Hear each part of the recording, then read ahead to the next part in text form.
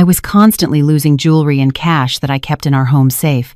After I secretly installed a hidden camera, I discovered it was my mother-in-law who had been stealing from me. But when I confronted her, my husband beat me until my leg broke. They locked me in the basement, saying, "This is your place now. Rot in here." I managed to grab a phone I'd hidden and called a number I hadn't dialed in 10 years. I wouldn't let those ungrateful monsters get away with it and live in peace. The marriage of Amelia and Frank Miller had, at first, flowed like a calm river. The two-story colonial they lived in, nestled in a quiet suburban cul-de-sac, was a testament to Frank's hard work. At least, that's what Frank proudly told everyone. Amelia would just smile, hiding the fact that the majority of the down payment had come from a personal trust fund she never mentioned. Amelia was a simple woman. Though she came from an immensely wealthy background, she chose an unpretentious life, wearing modest clothes and dedicating herself to being a good homemaker for Frank. She loved her husband sincerely, even leaving behind the opulence of her family to build an independent life with him. But that tranquility began to crack a month ago, the day Helen arrived with her oversized suitcases and announced she was moving in. Initially, Amelia welcomed her mother-in-law with open arms, believing that caring for an elder was a noble thing to do. But as the days turned into weeks, Amelia felt a drastic shift in her own home. The air grew heavy, suffocating. Helen had two distinctly different faces. In front of Frank, she was a frail, loving mother, often complaining about her recurring arthritis. But the moment Frank left for work and the front door clicked shut, the old woman's eyes would turn sharp and demanding. She ordered Amelia around like a hired maid, criticizing her cooking as too bland or too salty, and making snide remarks about how lucky Amelia was to have married her handsome, successful son. The real trouble began when small things started to disappear. First, it was just the grocery money Amelia left on the kitchen counter. Amelia was certain she'd placed a crisp $50 bill there, but when she returned from the bathroom, it was gone. When she asked Helen, the woman answered curtly that she hadn't seen anything and accused Amelia of becoming forgetful in her youth. Amelia let it go. She thought maybe she had been mistaken or had dropped it. She didn't want to start a fight and disrupt the household peace. But the incidents kept happening, with increasing frequency and for larger amounts. The breaking point came a week ago. A gold ring, an heirloom from her late grandmother, vanished from her jewelry box. It wasn't just any ring. Its monetary value was modest to the wealthy, but its sentimental value to Amelia was immeasurable. Amelia panicked. She tore her bedroom apart, searching every corner, under the bed, even in the pockets of clothes hanging in the closet. Nothing. The ring had vanished without a trace. With a pounding heart, she gathered the courage to speak to Frank that evening when he came home from work. He had just taken off his tie and sat down on the living room sofa when Amelia approached him, her face pale. She told him about the missing ring and the cash that had disappeared before. She spoke carefully, trying not to accuse anyone directly, but implying that these things only started happening after someone else came to live in the house. Frank's reaction was completely unexpected. He showed no empathy, no concern. His face turned red with anger. He slammed the TV remote down on the coffee table. Staring at Amelia with a piercing gaze, he began to berate her, calling her a careless and incompetent wife. His voice rose as he accused her of making up stories to corner his mother. According to Frank, it was impossible for Helen to take those things because his mother was a devout, God-fearing woman. He called Amelia a woman with a dirty heart for daring to suspect her own mother-in-law. Amelia could only look down, holding back the tears welling in her eyes. She never imagined her husband would react so harshly without even trying to hear her out. The commotion brought Helen out of her room. The old woman hobbled out, her face a mask of feigned confusion.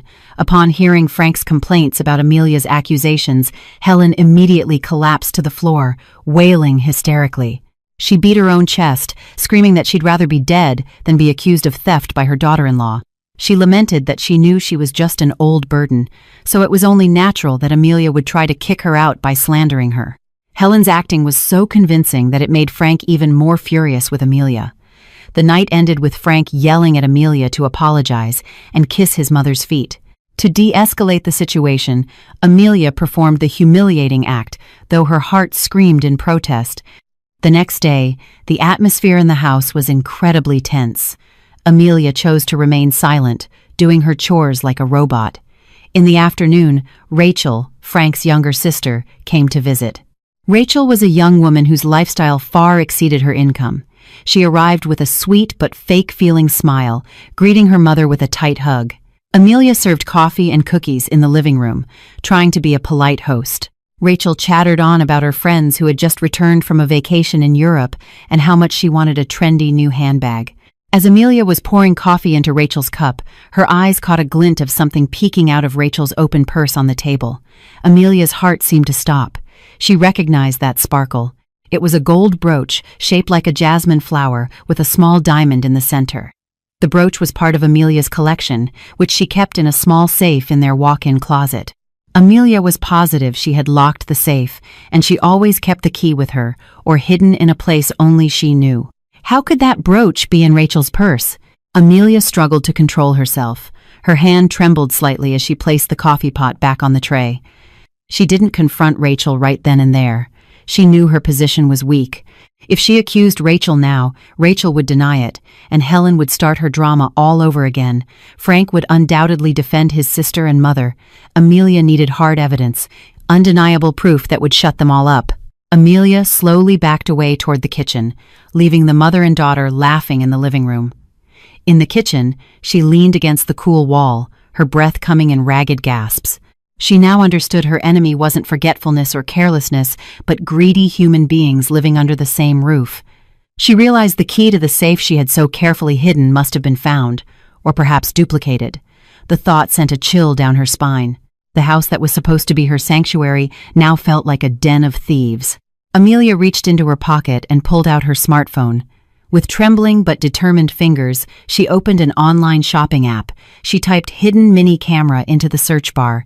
She chose the smallest model, one disguised as a regular phone charger that wouldn't arouse suspicion when plugged into a wall outlet. She ordered 2 with express delivery. She didn't care about the price. She had to know the truth, and soon. She had to see with her own eyes who was behind all of this. Amelia stared at her phone screen, which showed her order being processed. Her resolve was set. She would no longer be the foolish, silent daughter-in-law. If they wanted to play with fire, Amelia would make sure they all got burned. That day, behind her gentle demeanor while serving Rachel and Helen lunch, her mind was already plotting. She would let them feel victorious a little longer before she ripped off their masks, one by one. The package Amelia was waiting for arrived late that afternoon, delivered by a courier when Frank was still at work and Helen was taking her afternoon nap. Amelia quickly snatched the small box and took it to the bathroom. She carefully opened it and disposed of the cardboard in the outside recycling bin to leave no trace. 2 spy cameras, disguised as charger adapters, were now in her hands. Her heart pounded a mix of fear of being caught and the adrenaline of uncovering the truth. She had to place them in strategic but inconspicuous locations. Amelia decided to install one camera in the living room, aimed directly at the hallway leading to the master bedroom, and the other inside her bedroom. She waited for the right moment. The opportunity came when Frank got home from work and was in the shower, while Helen was engrossed in a soap opera in the family room with the volume turned up high.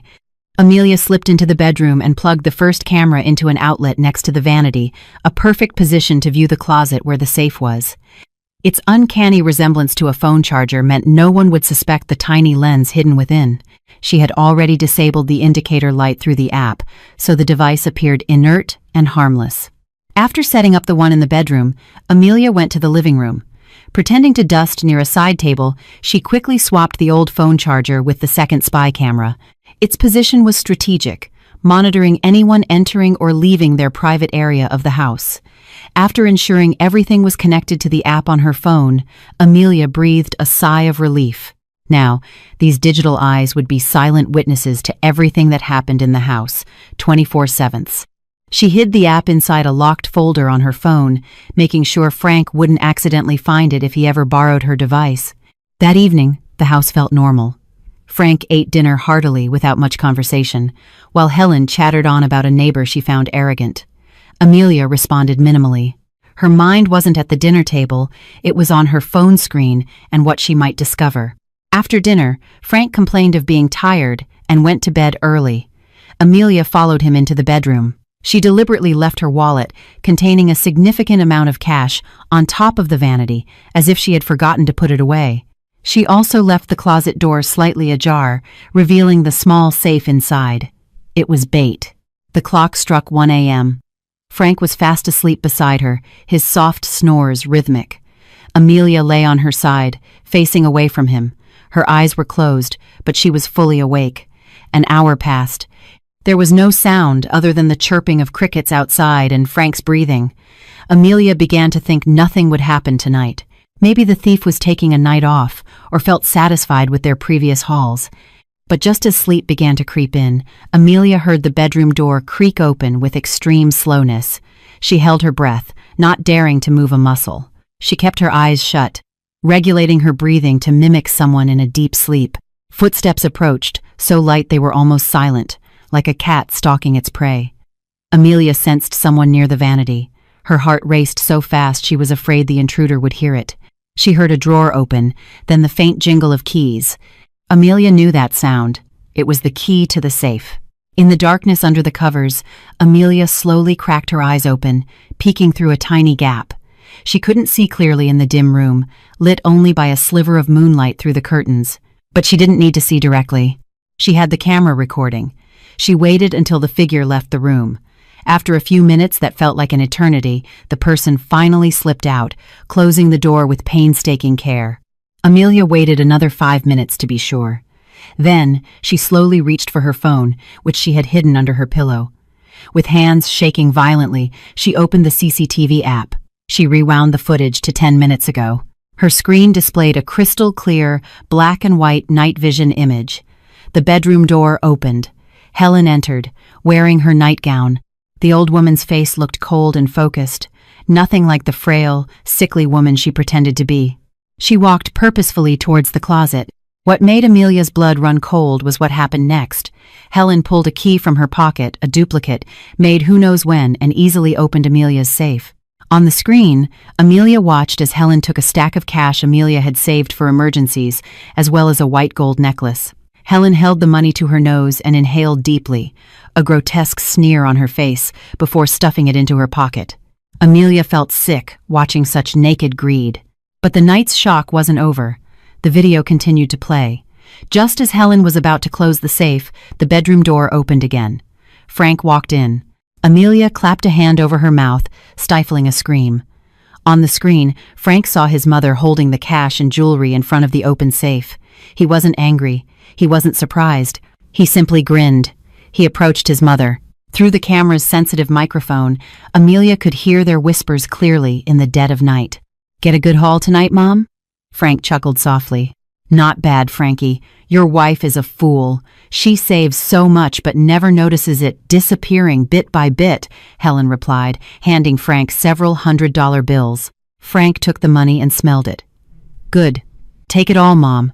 Besides, a wife's property is her husband's property. Amelia is too stingy. We just have to be smart about taking what's ours. She'll never know.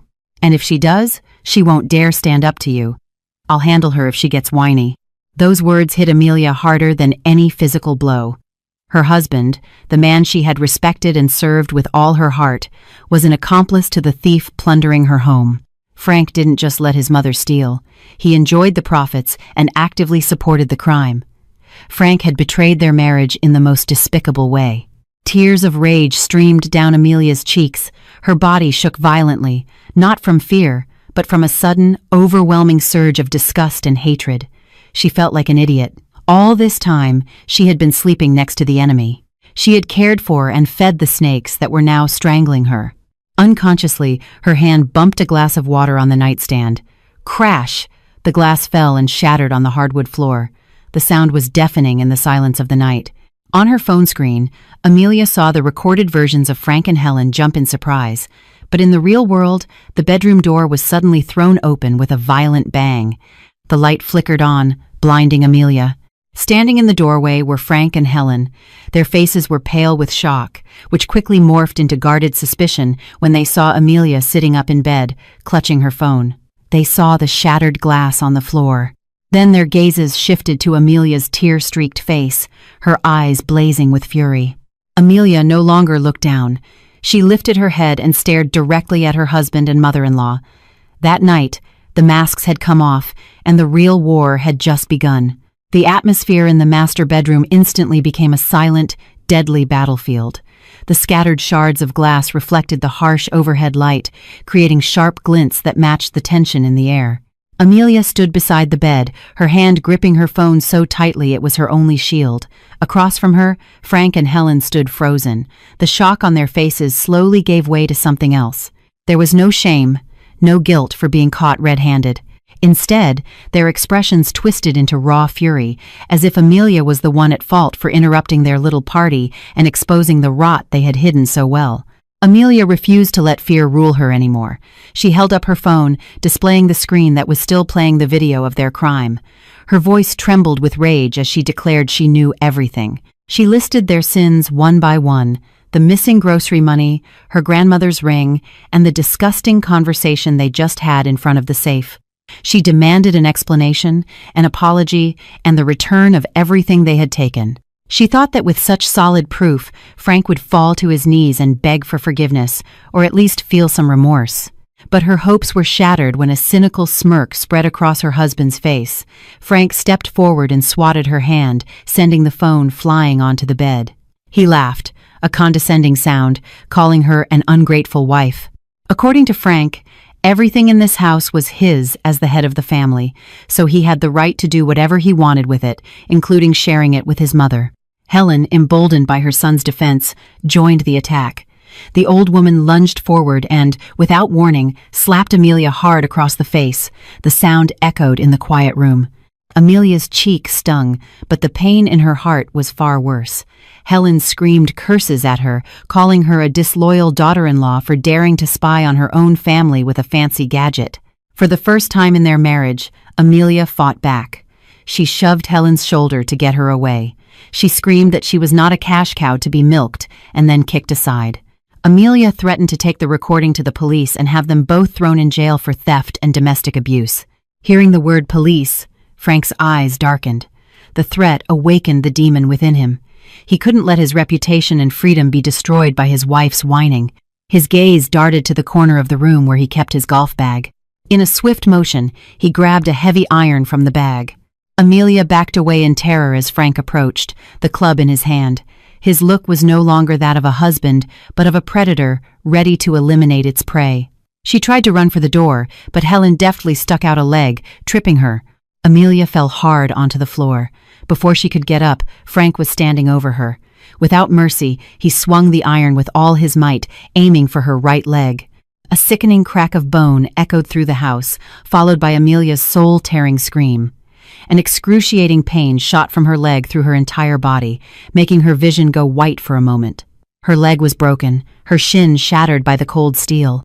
Amelia groaned in agony, clutching her leg, which was now bent at an unnatural angle. But the torture wasn't over. Frank grabbed a fistful of her hair, forcing her to look at his vicious face. He snarled that this was a lesson for a wife who dared to defy her husband. Helen cackled with satisfaction, watching her daughter-in-law writhe in pain. She even spat on Amelia's face, which was slick with tears and cold sweat. Frank then dragged Amelia's body out of the room. She tried to fight, her fingernails scratching futilely at the wooden floor, but the pain in her leg left her helpless. She was dragged through the living room like a sack of trash, toward the back of the house. They stopped at the door to the old, musty basement. It was cramped, damp, and filled with dusty, forgotten junk. Frank kicked the door open and threw her inside. Amelia landed hard on the cold, dirty concrete floor. Dust billowed up, choking her. Frank stood in the doorway, his silhouette menacing under the pale moonlight. He looked down at her with disgust, as if disposing of unwanted filth. He declared in a chilling tone that the basement was a fitting place for her. He announced that from this night on, she was no longer the lady of the house. She would be locked up until she learned how to be an obedient dog that didn't bark too much. He also informed her that all her assets, savings, and jewelry were now officially his and Helen's. Before slamming the door, Frank snatched her smartphone, which she had managed to grab on her way out. He made sure she had no way to contact the outside world. The basement door was slammed shut, and she heard a key turn in the lock. Complete darkness enveloped her. In that terrifying blackness, amidst the unbearable pain in her broken leg, Amelia heard Frank's final shout from behind the door, telling her to rot in there forever. Time seemed to stand still in the dark, stuffy basement. Amelia didn't know how long she had been lying on the cold concrete floor, maybe 2 days, maybe more.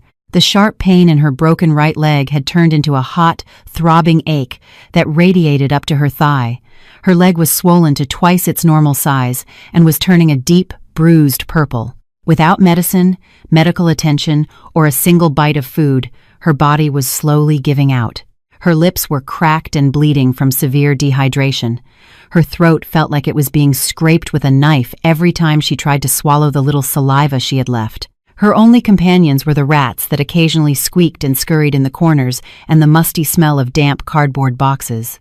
Amidst the physical torment, the mental anguish was even worse. Through a small ventilation grate high on the wall, Amelia could hear sounds of life from the main house. She heard Frank's boisterous laughter. She heard Helen's shrill voice berating a new cleaning lady they could afford one now. She heard loud music blasting, the delicious smells of barbecue and spices wafted into the basement, torturing her empty stomach. They were celebrating. They were celebrating their victory on top of her suffering, celebrating their control over assets that weren't theirs, while the rightful owner was dying in the back basement like a stray animal. Her consciousness began to fade in and out. In a semi-lucid state, memories flashed before her eyes. She remembered who she really was. She wasn't just Amelia, the meek wife. She was the daughter of the Bradshaw family, one of the most influential business dynasties in the country. 10 years ago, she had walked away from her family, shed her famous name, and cut off all contact to pursue what she thought was Frank's genuine love. She remembered her father's disappointment and the fury of Derek, her adoptive older brother and her father's right-hand man, when she chose to run away. Before she left, Derek had forced her to take a small, old-fashioned burner phone. It had a battery that lasted for weeks and a special satellite signal. "If the world ever turns its back on you," he had said, "call the number saved in here." Amelia's eyes snapped open. The memory of that phone jolted her out of her despair. She had never used it, but she had always kept it, like a good luck charm. Because it was so small and thin, she had sewn it into the lining of an old winter coat stored in the basement. Frank didn't know about it. He had only taken her smartphone. With the last of her strength, Amelia forced herself to sit up. Every small movement sent waves of excruciating pain from her broken leg, making her hiss. With shaking hands and cold sweat pouring down her face, she crawled towards a stack of boxes where she remembered seeing the coat. Her fumbling, stiff fingers found the hard, rectangular object. It was there. It was still there. She pulled out the small black phone. With a soaring hope mixed with gut-wrenching fear, she pressed the power button. The small monochrome screen flickered to life. The battery indicator showed only a single, final bar, blinking a weak red. This was her one and only chance. If this call failed, she would die here. Amelia pressed the speed dial for the only number saved in the phone. The name on the screen was a single word, Derek. She pressed the phone to her ear. The ringing tone began. Each ring felt like an eternity. Her heart hammered against her ribs, terrified that no one would answer or that the number was no longer active after a decade. Tears streamed down her cheeks again, this time not of pain, but of profound regret. She regretted ignoring her family for a monster like Frank. Suddenly, the ringing stopped. There was a soft click. The call connected.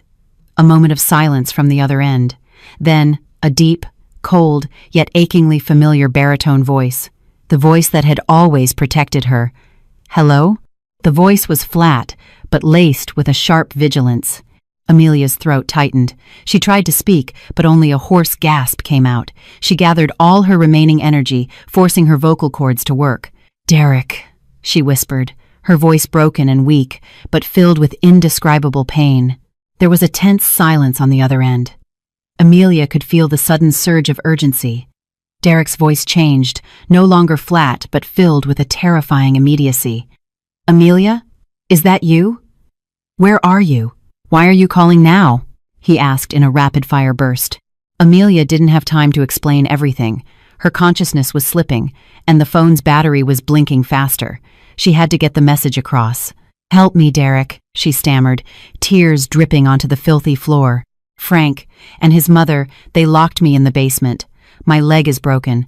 They want me to die here." She took one last, painful breath before uttering her final sentence, filled with all the venom she could muster, a sentence that would change everyone's fate. "Don't let these ungrateful bastards get away with it. Don't let them live in peace. Ruin them, Derek. Ruin them." Before Derek could reply, the screen went black. The battery was dead. Darkness consumed Amelia once more. The phone slipped from her weakened grasp. Her body collapsed back onto the floor. But this time, a faint smile touched her lips before she lost consciousness. She knew the message had been delivered. She knew the sleeping lion had been awakened. Help was coming. And when it did, hell would move from this basement into the main house. Hours after the call disconnected, Amelia lay unconscious on the cold basement floor. Outside, Frank and Helen slept soundly, dreaming of their newfound wealth, oblivious to the fact that elite predators were now closing in on their suburban home. 3 hours after Amelia's call, the atmosphere around the house shifted. A black, unmarked van stopped at the far end of the street. 6 figures dressed in black tactical gear emerged, moving with the silent efficiency of a special operations unit. They weren't police. They were an elite, private security team under the direct command of Derek Bradshaw. They vaulted the fence without a sound. One of them disabled the home security system, including the very cameras Amelia had installed, leaving no digital trace of their presence. 2 team members slipped into the house through a kitchen window, their task to neutralize the occupants without waking them. A low-dose sleeping gas was pumped through the vents into Frank and Helen's bedrooms, plunging them into an even deeper, unbreakable slumber. Meanwhile, Derek himself led the team to the basement door. The powerfully built man stared at the padlock, his hands clenched into white-knuckled fists. He didn't wait for his men to pick the lock. With a single, sharp snap from a pair of hydraulic bolt cutters, the chain broke. The door swung open. Tactical flashlights cut through the darkness, and what Derek saw made his blood boil. There, crumpled in a corner amidst dusty boxes and cobwebs, was the woman he knew as his vibrant, graceful sister. Now, she was emaciated, her face deathly pale, her leg grotesquely swollen and bent at an impossible angle. Derek knelt beside her, gently covering her frail body with his own jacket. His hands, usually steady holding a weapon, trembled as he touched her cheek. Amelia's eyes fluttered open. She recognized the familiar, masculine scent of his cologne. Her lips moved, silently forming his name. Without a word, Derek lifted her as carefully as if she were made of fractured glass. An accompanying field medic immediately administered an IV and a high dose of painkillers. Amelia was safe, but Derek's mission was far from over. He glanced back at the basement, the place where his sister was tortured. He wanted to kill Frank right then, but Amelia had asked for a retribution more painful than a simple death. He would let them think they had won, before dragging them down to the lowest circle of hell. Following the plan, Derek's team set the stage. They placed a medical mannequin, made of a material that would mimic human tissue when burned, where Amelia had been lying, dressed in a scrap of her clothing. After Amelia was secured in a medical van, a team member doused the basement with a special, odorless accelerant. Derek lit a lighter, stared at the small flame with cold fury, and tossed it onto a pile of cardboard. The fire erupted, greedily consuming the contents of the basement. The team vanished into the night as quickly as they had arrived, leaving behind a growing inferno that would be the start of Frank's nightmare. By dawn, the fire had engulfed the entire back section of the house. Neighbors awoke to the smell of smoke and the terrifying glow against the morning sky. Sirens wailed, breaking the suburban quiet. Frank and Helen were jolted awake, choking on the smoke that had begun to seep into the main house. They ran outside in a genuine panic, terrified the fire would spread to their precious home. As firefighters battled the blaze, Frank stood frozen, staring at the charred remains of the basement. He knew Amelia was in there. If the basement was gone, she was gone too. A fire chief approached him with a somber expression. He delivered the news Frank was both anticipating and dreading. They had found what was left of a body, burned beyond recognition, but presumed to be a victim trapped in the fire. At that, Helen began to scream, not out of grief for Amelia, but as the opening act of her greatest performance yet. In front of the gathering neighbors, she wailed Amelia's name, crying about how devastated she was to lose her beloved daughter-in-law. Frank played his part too, falling to his knees and burying his face in his hands, his shoulders shaking with fake sobs. But behind his palms, a small, triumphant smile played on his lips. His problem was gone. His annoying wife had vanished. And now, all her assets, the house, and her savings would fall into his hands, uncontested. That morning, amidst fake tears and black smoke, marked the death of Amelia and the birth of the true monster inside Frank. 6 months had passed since the fire that supposedly killed Amelia. For Frank and Helen, it was a golden age. Amelia's life insurance policy, which, for some reason, paid out remarkably fast, and for a sum far larger than Frank had anticipated, had drastically changed their lifestyle. The once minimalist house was now a gaudy monstrosity with fake gold pillars and marble statues in the front yard. Frank bought a flashy new red sports car, which he always parked ostentatiously in the driveway. He now wore designer suits and a gleaming luxury watch, walking with his chin held high as if he owned the world. Helen was no different. The old woman looked like a walking jewelry store, her arms laden with gold bangles and a thick chain around her neck. She spent her days shopping at high-end malls and showing off her wealth to anyone who would look. Frank's sisters, Rachel and Sarah, also moved in, leeching off the new fortune, throwing lavish parties and living a life of debauchery. They had completely forgotten that their luxury was built on the blood and pain of the woman they had tormented. They felt invincible, untouchable. But in the shadows, Amelia was undergoing her own metamorphosis. For 6 months, she was hidden away in a state-of-the-art medical rehabilitation facility owned by the Bradshaw family overseas. The world's best orthopedic surgeons operated on her shattered leg. The recovery was grueling, filled with daily, painful physical therapy as she learned to walk again. Whenever she felt like giving up, the image of Frank's face as he swung the club and Helen's laughter would fuel her determination. She healed not only her body but also transformed her appearance. Her once plain face was now sculpted by top-tier skincare and bold makeup. Her fashion sense evolved into something elegant, powerful, and intimidating. She was no longer Amelia, the meek victim. She was reborn as Mia Bradshaw, a cold, calculating real estate investor with seemingly limitless wealth. The wheel of fortune began to turn for Frank when the mid-sized construction firm where he worked fell on hard times. Rumor had it the company was on the verge of bankruptcy and was about to be acquired by a massive investment group called Phoenix Capital. Frank panicked, afraid of losing the manager position he had just secured by bribing his boss with Amelia's insurance money.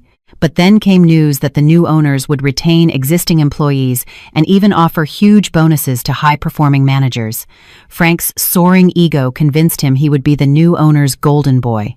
He prepared his best presentation, wore his most expensive suit, and doused himself in cologne on the day of the first meeting with the new investor. The day arrived. The office was tense. Frank stood at the front of the line of executives, a confident smile plastered on his face. The doors to the main conference room opened. In walked several imposing bodyguards, followed by an assistant, and finally, the main figure. A tall, statuesque woman entered. She wore a pristine white power suit that fit her perfectly, paired with a stylish silk headscarf. Large, dark sunglasses concealed her eyes, but the aura of power she radiated was so intense it seemed to chill the air. The click-clack of her high heels echoed on the marble floor, a countdown to the end of Frank's reign. The woman sat at the head of the long table. Frank, seated directly across from her, felt a strange sense of familiarity, but his mind refused to connect the dots. The woman's assistant introduced the new head of Phoenix Capital as Miss Mia Bradshaw, a young billionaire recently returned from Europe. A shiver went down Frank's spine at the name. Mia, so close to Amelia. Impossible, he thought. Amelia is Ash. Mr. Miller. The woman's voice cut through his thoughts. It was clear, commanding, and as cold as ice. This was not Amelia's soft, timid voice. I hear you're the most ambitious manager here. I've read your division's financial reports. Very interesting. Frank swallowed hard, sweat beading on his forehead. Thank you, Miss Bradshaw. I always give my best for the company. Slowly, the woman lifted a hand and removed her sunglasses. She stared directly into Frank's eyes. In that instant, Frank's world imploded. That face, those eyes, that nose, they all belonged to Amelia.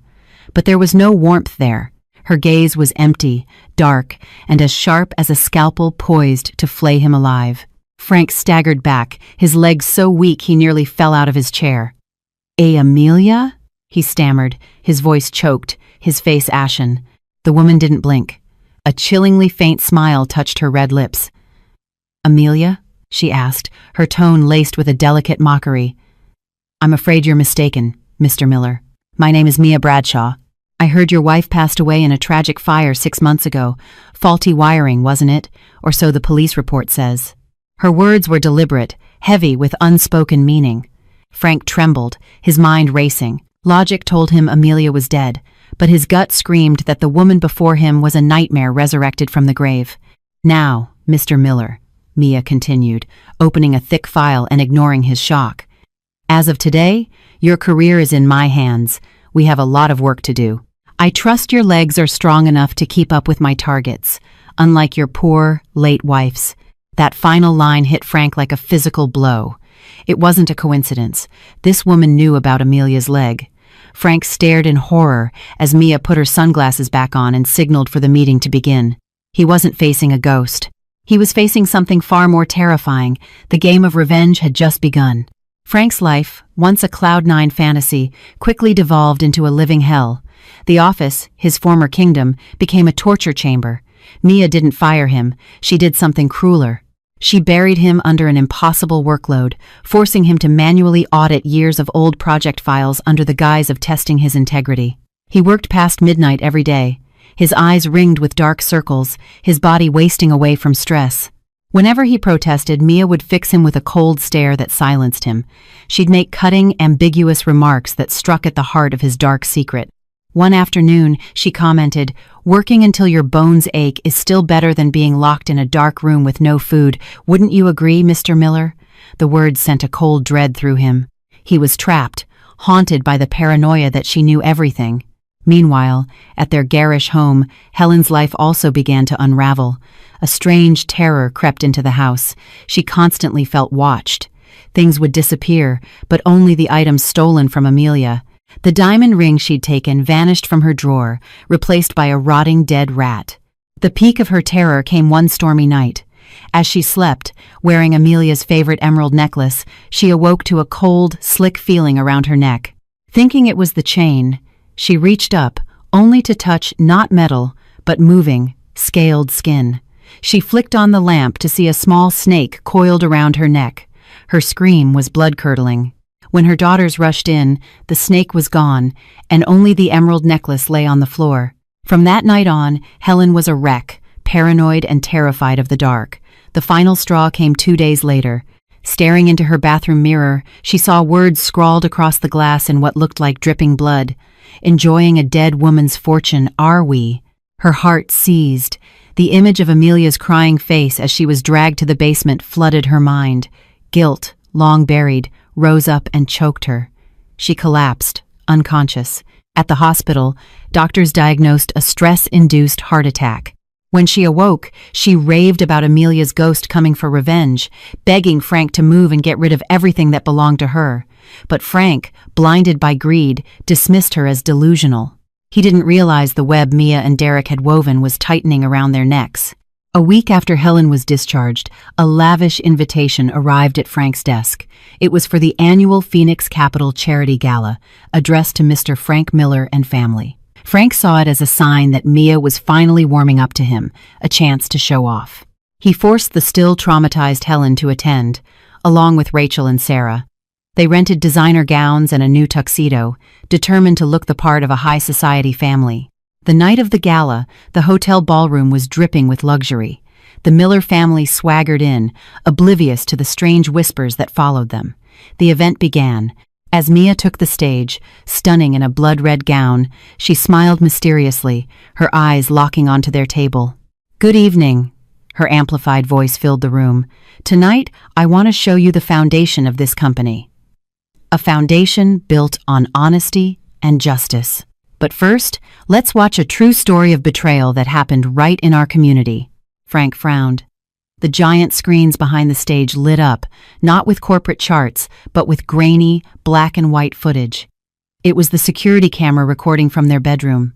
The date and timestamp were clearly visible. The entire ballroom watched in stunned silence as Helen crept into the room, opened the safe, and pocketed the cash. Then the video showed Frank entering, laughing with his mother, and taking his share. Their incriminating conversation boomed through the speakers. Frank's face drained of all color. But the nightmare wasn't over. The footage cut to the most brutal scene. Frank, his face contorted with rage, swinging the golf club. The sickening crack of bone and Amelia's agonized scream filled the magnificent hall. A collective gasp went through the crowd. Mia pointed from the stage. "That is the true face of the manager you've all been working with. A son who conspires with his mother to rob his wife, and a husband who breaks her bones for money." Panic seized Frank. "It's a lie! It's fake!" he screamed, shoving his chair back and making a desperate run for the exit. But his escape was futile. Derek Bradshaw stood near the door, a cold, impassive statue.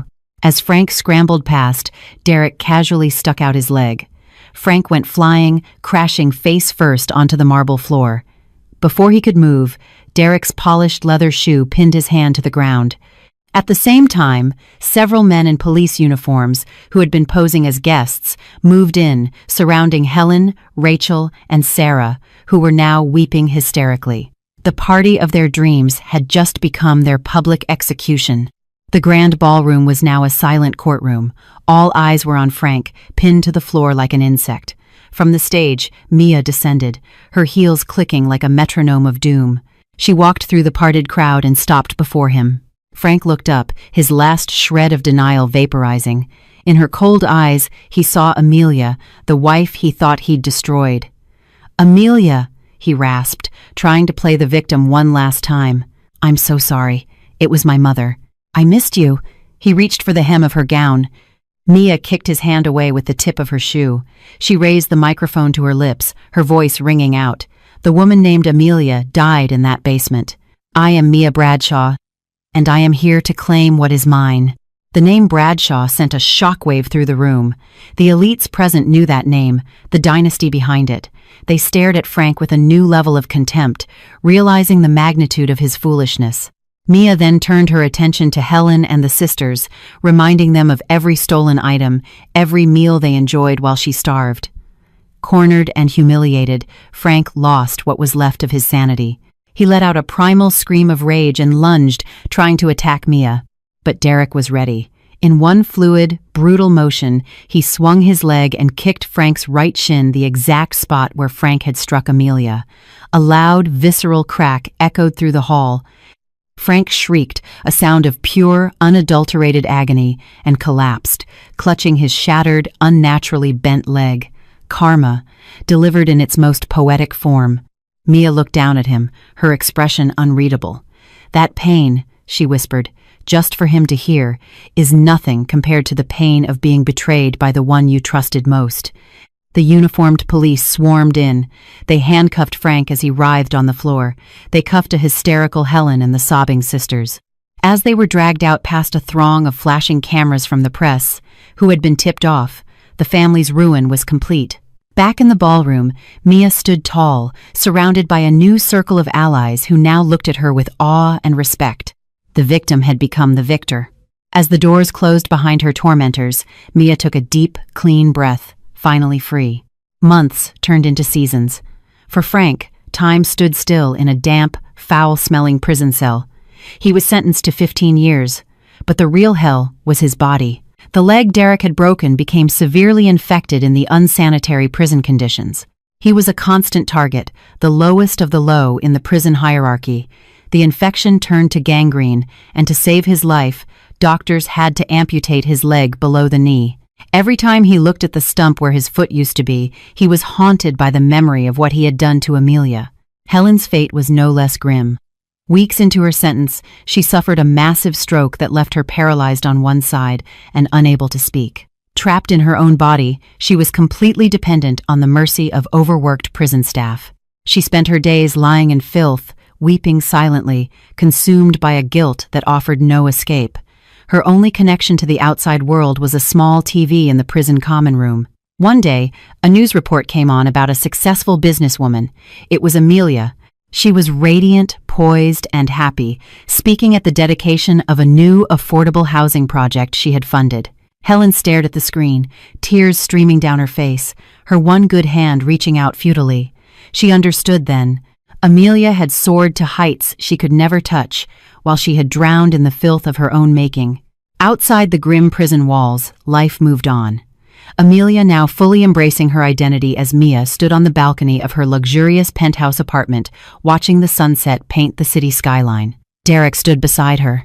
They had just come from a symbolic funeral, where Mia burned the last remnants of her old life. "Are you satisfied?" Derek asked softly. Mia took a sip of her tea. "It's not about satisfaction from their suffering," she said, her voice calm and strong. "It's the satisfaction of justice. The satisfaction of taking back my life. Now, I can finally sleep without nightmares." She smiled, a genuine, liberating smile. "Thank you, Derek, for waking me from that long, painful dream. Now I want to focus on building, on helping other women so they never have to suffer what I did." The story closes on two simultaneous scenes. In a dark cell, a paralyzed Helen stares at a tiny sliver of sky through a barred window, the faint sound of her son's agonized groans drifting from another cell block, a symphony of eternal regret. And in a bright, beautiful penthouse high above the city, Mia steps back inside from the balcony, sliding the glass door shut, leaving the darkness of her past outside as she walks toward a future full of light, hope, and peace. The nest of snakes had been destroyed, and the queen had reclaimed her throne.